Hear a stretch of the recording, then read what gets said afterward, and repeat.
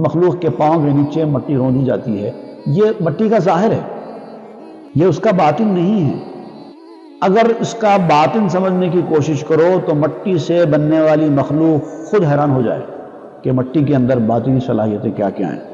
اسی لیے ہم نے آدم کو اسی مٹی سے پیدا کیا، کیونکہ ہم اس مٹی سے محبت رکھتے ہیں، کیونکہ یہ مٹی تسلیم و رضا کے میدان میں کامل اترتی ہے۔ مٹی کی کوالٹی ہے وہ تسلیم و رضا کے میدان میں پوری اترتی ہے۔ اللہ تعالیٰ جیسے حکم دیتا ہے مٹی اس میں خوش ہے۔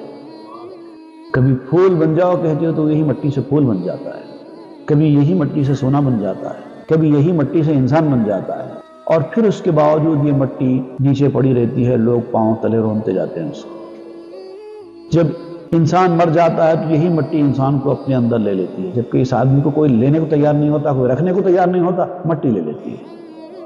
ایک معمولی ذرہ ہوتا ہے بیج جو مٹی میں جاتا ہے تو مٹی اس کو ایک درخت بنا دیتی ہے، اس کے اندر پھل پھول لگا دیتی ہے، پھر زمین کے اوپر بالکل پڑی رہتی ہے جیسے اس کی کوئی ویلیو ہے ہی نہیں۔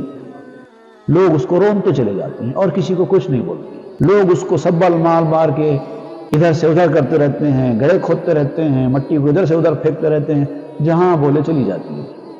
کبھی گھر بنانے کے لیے لگا دیں تو وہاں چلی گئی، کبھی گڑھا کھودنے کے لیے مٹی کو ادھر کر دیا گیا، ادھر چلی گئی۔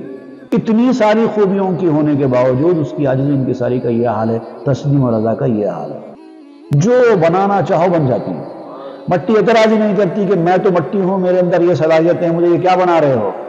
اسی مٹی سے بت بنا دیے جاتے ہیں، وہ وہاں بھی بن جاتی ہے، حالانکہ وہ جانتی ہے کہ یہ تو بت پرستی کے لیے بنائے جا رہے ہیں، مجھے تو اللہ نے پیدا کیا ہے، میں یہ نہیں بنوں گی، نہیں کہتی ہے، وہ تسلیم و رضا والی ہے، جو بنائے بن جاتی ہے۔